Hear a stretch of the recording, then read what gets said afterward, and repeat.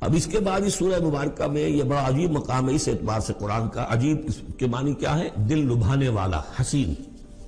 یہاں اللہ کے تقوی کا جو مقام اور مرتبہ واضح کیا جا رہا ہے اللہ کی نگاہ میں، اگر واقعتاً حقیقی تقوی ہے، صحیح تقوی ہے، قلب کا تقوی ہے، جیسے کہ حضور فرماتے تھے اپنے دست مبارک سے 3 مرتبہ آپ نے اشارہ کیا اپنے سیرہ مبارک کی طرف.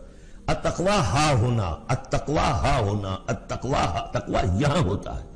دل میں تقوی ہے تو تقوی ہے، باقی لباس اور وضاقت یہ ساری متقیوں کسی بنا لی اور اندر کا معاملہ نہیں ہے تو یہ بہروپ ہے، یہ تقوی نہیں ہے. لیکن حقیقی تقوی ہو تو پھر اس کا کیا مقام ہے؟ اب دیکھیے پہلی بات آ رہی ہے، وَمَن يَتَّقِ اللَّهَ يَجْعَلْ لَهُ مَخْرَجًا. جو شخص اللہ کا تقوی اختیار کرے گا اللہ اس کے لیے راستہ پیدا کر دے گا. جہاں بالکل نظر نہیں آئے گا کہ کوئی راستہ، اللہ راستہ پیدا کر دے گا. بالکل نظر نہیں آ رہا تھا موسیٰ کے ساتھیوں کو کہ اب کیسے بچیں گے، پیچھے لشکر آگے، آگے سمندر ہے، اللہ نے راستہ پیدا کیا. خود حضرت ابو بکر کا جو حال ہو گیا تھا کہ حضور اگر انہوں نے ذرا بھی دیکھ لیا نیچے اپنے قدموں کی طرف بھی نگاہ ڈالی تو ہم نظر آ جائیں گے، آپ نے فرمایا لا تحزن ان اللہ معنا، راستہ نکالتا اللہ. پھر حضور گئے طائف، لیکن وہاں سے خالی ہاتھ آئے. مدینے میں اللہ نے خود ہی کھڑکی کھول دی، 6 آدمی ایمان لے آئے. آپ گئے ہی نہیں اور وہاں انقلاب بھی آ گیا. عظیم.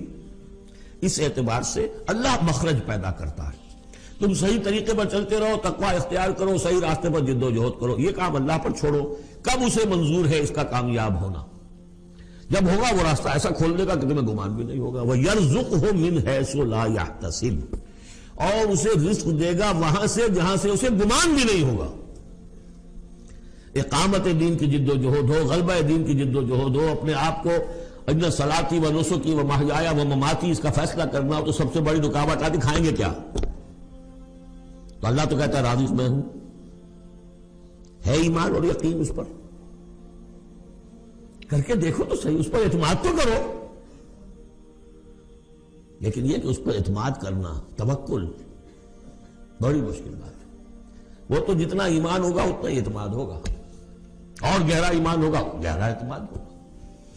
وَمَن يَتَّقِ اللَّهَ يَجْعَلْ لَهُ مَخْرَجًا وَيَرْزُقْهُ مِنْ حَيْثُ لَا يَحْتَسِبُ وَمَن يَتَوَكَّلْ عَلَى اللَّهِ فَهُوَ حَسْبُهُ.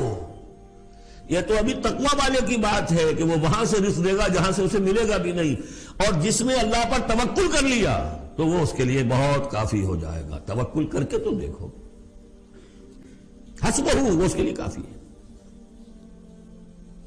یہاں تک فرمایا ہے حدیث قدسی میں، حدیث میں من کان فی حاجت اخیہ کان اللہ فی حاجتہ. اگر کوئی مسلمان اپنے کسی بھائی کی ضرورت پوری کرنے میں لگ رہا ہے، اپنا وقت صرف کر رہا ہے، اللہ اس کی ضرورت پوری کرنی شروع کر دیتا ہے.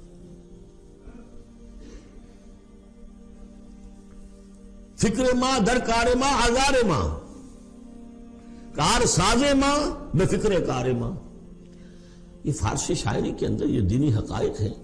کار ساز ماں بے فکر کار ماں، میرا کارساز میرے کاموں کی فکر کر رہا ہے، میں نے اپنے آپ کو اس کے کام کے لیے لگا دیا. وہ دنیا میں بھی ذرا سا بھی کوئی شریف انسان ہوگا، آپ اس کے ہو جائیں وہ آپ کو چھوڑ دے گا پھر؟